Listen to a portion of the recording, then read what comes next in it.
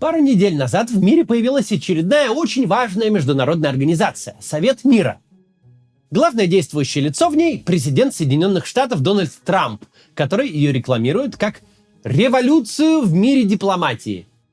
По словам Трампа, Совет его имени решит все конфликты в мире, установит международную гармонию и вообще заменит аж Совет Безопасности ООН. Сегодня мы об этом Совете мира и поговорим. Что это за собрание там такое, кто в нем участвует и действительно ли он станет новым словом в мировой дипломатии. Да, понятно, что это ролик очередной из серии «Что там написал Дональд Трамп в Твиттере, проснувшись утром». Но, во-первых, об этом говорит весь мир, так что и нам приходится. Во-вторых, тут все-таки серьезный заход на переустройство мира, а не стандартный пиздил. Так что изучим. Так прежде чем начнем, напомню. У меня есть проект Relocats, который помогает переехать в другую страну. Раньше это был просто сайт с удобно систематизированной информацией. Он и сейчас такой, в общем-то. Но еще там теперь он помогает с консультациями с оформлением ВНЖ, ПМЖ и гражданства. Если собираетесь переехать, обязательно обращайтесь. Ссылка в описании.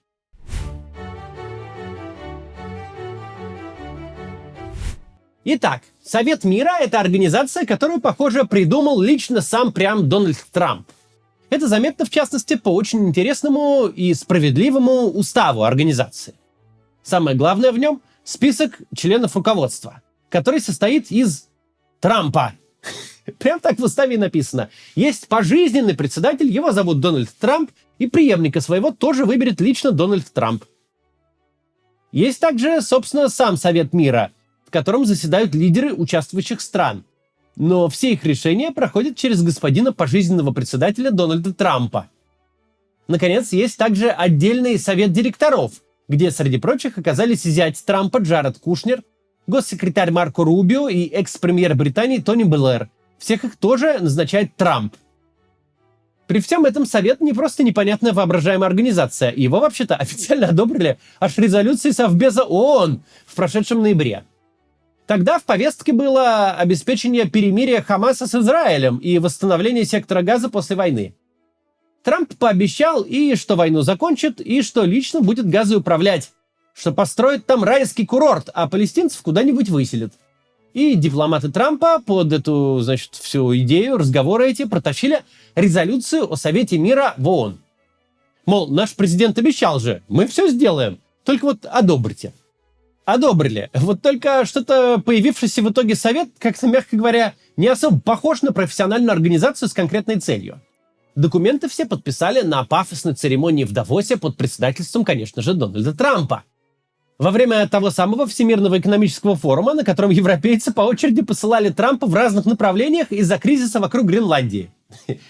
Или в одном направлении они его посылали. На церемонии подписания устава с Трампом сидели премьеры Пакистана и Катара, министры иностранных дел Турции, Саудовской Аравии и другие. Были два главных международных союзника Трампа – президент Аргентины Хавьер Милей и премьер Венгрии Виктор Орбан. А еще присутствовали президент Казахстана Касым-Жомарт Токаев и лидеры Армении и Азербайджана Никол Пашинян и Ильхам Алиев. Самый прикол в том, что за участие в Совете мира странам нужно вывалить в бюджет 1 миллиард баксов. Все вот так вот просто. Хотите в состав? Давайте миллиард. На что эти деньги будут тратиться, неясно.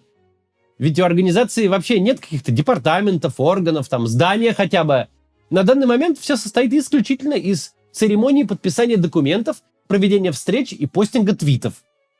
Контролирует все в организации фактически один Дональд Трамп. Так что получается, что 1 миллиард баксов от каждой страны-участника попадают в распоряжение лично президента Соединенных Штатов. Вот такие пироги. Как вообще кто-то согласился стать членом такой организации с миллиардным членским взносом и зачем? Поговорим после небольшой рекламы. Если вы смотрите YouTube из России, вы, скорее всего, используете VPN. Если ваш VPN-сервис вас не устраивает и плохо справляется с блокировками, самое время попробовать альтернативный. Например, Blank VPN.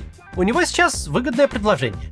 Полный безлимит трафика и устройств в одной подписке, 50 локаций и скорость до 10 гигабит в секунду, и все это со скидкой до 66%, всего от 2,5 евро в месяц.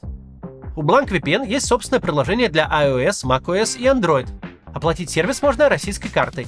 И что важно, у вас будет целых 30 дней, чтобы попробовать. Если сервис чем-то не понравится, вернут деньги. Переходите по QR-коду на экране или по ссылке в описании и подключайтесь к надежному VPN-сервису, который работает в России уже 8 лет и успешно адаптируется ко всем новым блокировкам, в том числе и к белым спискам.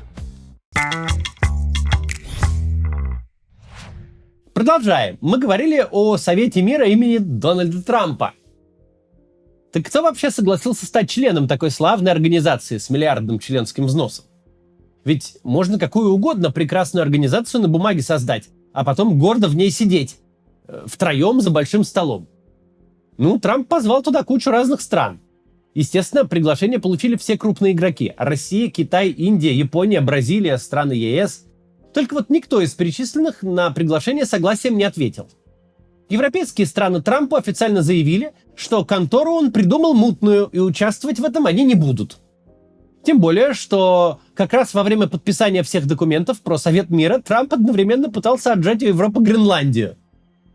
Приглашение Канаде тем временем Трамп отозвал сам, потому что канадцы отказались стать частью Соединенных Штатов. Китай с Японией дипломатично по-восточному молчат.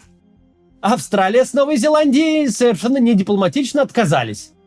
Путин ответил что-то типа невнятное там, что предложение интересное, мы обстоятельно о нем подумаем. Было вроде сообщение, что к Совету присоединилась Бельгия. Все было обрадовались, сторонники Трампа. Но потом выяснилось, что организаторы перепутали Бельгию с Белоруссией. Похоже. Бельгия сразу заявила, что она ни к чему не присоединялась, мол, вы не подумайте. Не присоединился к Совету и Израиль, хоть он и союзник Соединенных Штатов, и, мягко говоря, к проблеме, вокруг которой созывался Совет, имеет непосредственное отношение. В общем, состав у Совета мира получился странный и какой-то не особо всемирный. США, Казахстан, Индонезия, Венгрия и Египет. Не совсем понятно, что их вообще объединяет. В организацию также согласилась вступить Беларусь. Лукашенко даже видео запостил, как он торжественно подписывает бумагу о принятии приглашения. Что именно забыл этот известный миротворец в Совете мира, пока непонятно. Собственно, как и многое в этой истории.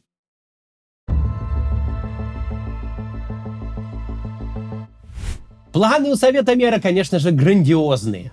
Итак, Совет мира собирается, по крайней мере на словах, сначала построить мир на отдельно взятой территории Газы. Ведь, согласно резолюции ООН, откуда Совет берет свою легитимность, именно для этого его и создали. Сама резолюция довольно амбициозна.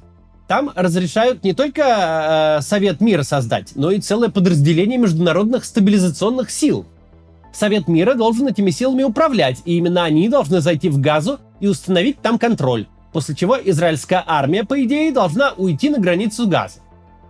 Затем Совет мира должен все там восстановить и построить светлое будущее для палестинцев. Никаких конкретных шагов к этому пока не наблюдается.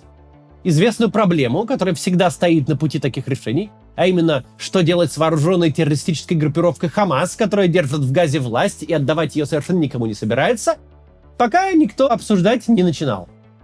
Зато внутри Совета мира создали отдельный исполнительный совет по Газе, ведь самое главное — это проводить заседания. Туда назначили все тех же Тони Блэра, Джареда Кушнера и еще Уиткофа, а также представителей Катара, Египта и Турции. Верховным представителем по Газе назначили болгарского дипломата Николая Младенова. И, как писала несколько дней назад Нью-Йорк Таймс, все эти ребята готовятся принять резолюцию, передающую контроль над Газой, кому бы вы подумали? Дональду Трампу. В общем, на Газу вроде какие-то планы есть, правда, с непонятными временными рамками. Пока что все только на уровне рассуждений и резолюций. Но не только Газой единой собирается заниматься Совет. Дональд Трамп во время подписания устава и в разных интервью говорил, что вообще-то эта организация про весь мир. Трамп хочет, чтобы именно его Совет мира стал главной организацией мировой дипломатии. И сказал, что тот может заменить Совбез ООН. Планы, конечно, амбициозные.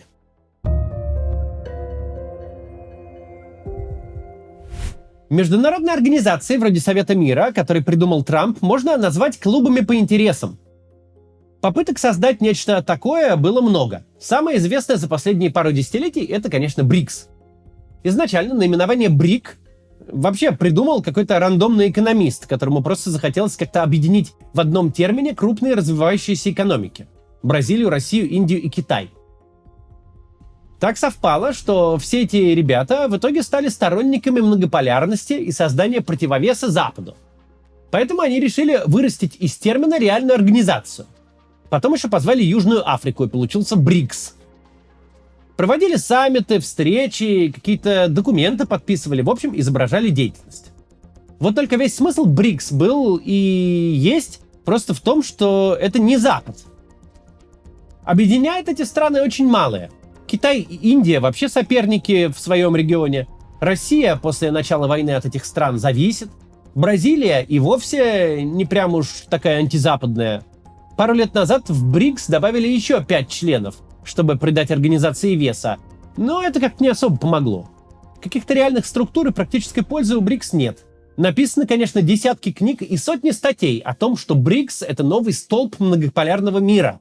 Только в реальность это никак не конвертируется. Потому что для реальной международной организации необходим какой-то смысл, объединяющий ее членов. В новостях то и дело мелькают и другие примеры альтернативных организаций.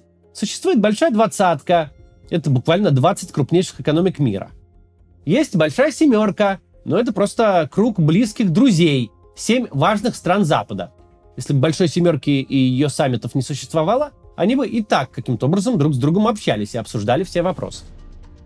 В общем, единственный клуб по интересам, который хоть как-то выполняет свою реальную функцию, то есть место встречи без преувеличения всего мира, где можно потрепаться за жизнь, обсудить геополитику, вычислить и обвинить всех плохих людей, это все еще Организация Объединенных Наций. Безусловно, ООН, конечно, дисфункциональна. Мы делали видео, в котором объясняется, почему она в реальности слаба. Но ООН, по крайней мере, действительно популярна. За ее Советом Безопасности все следят. Заседания Генассамблеи смотрят самые разные лидеры. Хотят там пафосно выступить. Генсекретаря Гутерреша ценят и внимание от него хотят. Это единственная организация, объединяющая прямо всю планету. Разве что на Олимпиаду еще почти все страны ездят. Вышло так из-за уникальных довольно обстоятельств. ООН создали сразу после Второй мировой войны. Среди всех стран было единение. Все реально мечтали о мире во всем мире и готовы были куда-то вступать и что-то делать для этого. В итоге победившие союзники и создали организацию, в которую все радостно вступили, после чего критическую массу стран-членов она набрала довольно быстро, потому что исторический момент был подходящий. Не то чтобы ООН чем-то принципиально отличается от Трамповского Совета мира. Да, Трамп фактически записал себя в пожизненные председатели, но и основатели ООН сделали фактически то же самое. Назначили свои страны постоянными членами Совбеза. И ничего, кое-как организация уже много десятилетий дофурычит. По каким критериям Трамповский Совет мира должен оказаться лучше ООН, не ясно. Широкого членства в Совете не наблюдается, от участия отказались все самые близкие союзники США, и другие крупные страны вступать тоже не стали. В руководстве сидит Дональд Трамп и еще 10 Трампов в гриме, то есть влияния никакого новым членам не дадут. Никаких специальных органов не наблюдается. Создали только какой-то круглый стол по газе, который, похоже, будет штамповать все пожелания Трампа. Еще и $1 миллиард надо отвалить за вступление. Для маленьких стран это деньги совсем не вынь да положь. Пока похоже, что Совет мира будет просто персональной имиджевой историей Трампа. Ему нравится представлять себя великим миротворцем, рассказывать, как он закончил 30 войн и 33 несчастья. И такая вот, карманная, получается, организация, еще один инструмент. Дональд Трамп, председатель Совета мира. Звучит супер. Правда, вполне вероятно, что Трампу это все скоро вообще наскучит. Как мы видим по событиям последних месяцев, внимание президента США прыгает с темы на тему. Может быть, и про Совет мира он скоро забудет, размахивая своей табличкой председателя лишь в удобные моменты, когда надо закончить какую-нибудь очередную войну. Так и что же получается? Никаких новых организаций пока не предвидится? Так и будем сидеть с ООН, делающие что-то полезное раз в 10 лет, а в основном выражающие озабоченность? На самом деле, похоже, что да. Для реальных реформ международной дипломатии нужны сильные потрясения. После Первой мировой появилась Лига наций, да и так, кстати, не взлетела. После Второй мировой — ООН. И вот тут уже вышло кое-что существенное. Напрашивается вывод, что для новой дипломатической организации нужна Третья мировая. Так что лучше уж посидим с вами и дальше с ООН. Так как-то поспокойнее будет. До завтра.